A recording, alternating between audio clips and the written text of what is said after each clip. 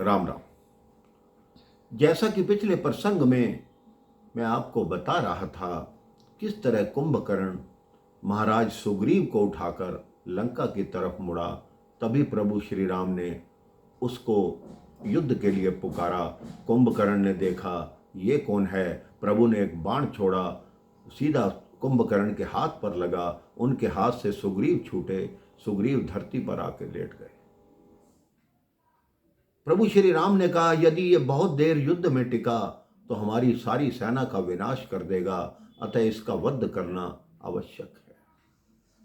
अब प्रभु श्री राम के भीषण बाण कुंभकर्ण पर आने लगे। कुंभकर्ण ने भी अपनी तरफ से सारे शस्त्रों का प्रयोग किया, लेकिन प्रभु के आगे उसकी एक न चली और प्रभु ने एक एक करके उसके अंग काटना आरंभ किया। सबसे पहले एक भुजा काटी, फिर दूसरी भुजा काटी, फिर दोनों टांगें काटी, उसके पश्चात उसका शीश काटा, जो लंका के सागर में जब गिरा तो ऐसा प्रतीत हुआ मानो सागर में कोई भूकंप आ गया हो।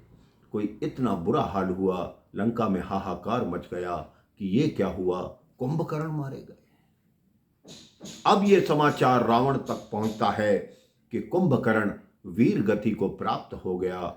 कुंभकर्ण की मृत्यु का समाचार सुनकर रावण सहसा विश्वास नहीं कर पाता कि ऐसा कैसे हो सकता है। कुंभकर्ण अजर है, अमर है, अविनाशी है। किसी भी दुनिया के तुणीर में वो बाण नहीं जो कुंभकर्ण का वध कर सके। अब मेघनाद अपने पिता की सारी बात सुनता है और कहता है, पिताजी, माना कि काका कुंभकर्ण की मृत्यु हमारे लिए बहुत बड़ी क्षति है, लेकिन किसी एक वीर के मारे जाने से युद्ध समाप्त नहीं हो जाते। आपने अभी तक मुझे युद्ध करने का आदेश क्यों नहीं दिया। रावण कहता है क्योंकि तुम लंका का भविष्य हो, तुम लंका के भविष्य के सुदृढ़ प्राचीर हो और वर्तमान को ये कोई अधिकार नहीं कि भविष्य को समाप्त करे। इसलिए कल रणभूमि में विजय पताका लेकर, प्रतिष्ठा पताका लेकर मैं जाऊंगा। मेघनाद बोला, अगर पुत्र के रहते पिता को कष्ट हो, प्रतिष्ठा पताका लेकर पिता को जाना पड़े, तो ऐसे पुत्र के जीवन पर धिक्कार है। रावण कहता, मैं ऐसा करता हूं, पाताल से आई रावण को बुला लेता हूं। मेघनाद कहता, अपने पुत्र के रहते आप किसी को बाहर से बुलाएंगे तो मैं लंका की प्रजा को क्या मुख दिखलाऊंगा, लोग मुझे कायर कहेंगे, इसलिए मुझे ही युद्ध में जाने की आज्ञा दीजिए। तो रावण ने कहा, ठीक है पुत्र, तुम ही युद्ध में जाने की तैयारी करो, कल के युद्ध का नेतृत्व तुम ही करोगे।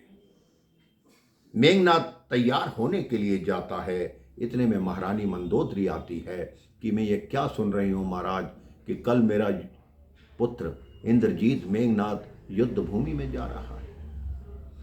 रावण ने कहा, हाँ महारानी, लंका की प्रतिष्ठा के लिए कल तुम्हारा पुत्र मेघनाद युद्ध भूमि में जाएगा और शत्रुओं का विनाश करेगा। मंदोदरी बोलती है, प्रभु अब भी समय है, अपने मन में विचार कीजिए। आप सोचते हैं कि राम साधारण इंसान है, जिन्होंने कुंभकर्ण का वध कर दिया, वो कोई साधारण मानव नहीं हो सकते।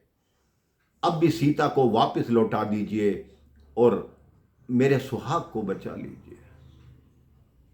रावण कहता है, ऐसा नहीं हो सकता, वो भगवान नहीं है। यदि भगवान भी है तो ये मेरा वैभव है कि मैं सोने की लंका में बैठा हूं और वो जंगलों में भटकता हुआ फिर रहा है। इतने में इंद्रजीत मेघनाद पिता से आज्ञा लेने आता है और मंदोदरी रावण से कह रही हैं, आप अपने पुत्रों का रक्त प्रजा में बांट दीजिए। आपके इतने पुत्रों का विनाश हो चुका है, भाई बंधुओं का विनाश हो चुका है। आप याद रखिए, इतिहास आपको याद रखेगा कि हुआ था एक त्रिलोक विजयी रावण, जिसने एक स्त्री के लिए अपने पुत्रों और भाइयों की बलि चढ़ा दी। लोग आपको कुल घातक कहेंगे, आप कुल घातक कहलाएंगे। हाँ हाँ, कहलाएंगे कहलाएंगे। रावण हाथ उठाता है तो मंदोदरी कहती है, रुक क्यों गए महाराज।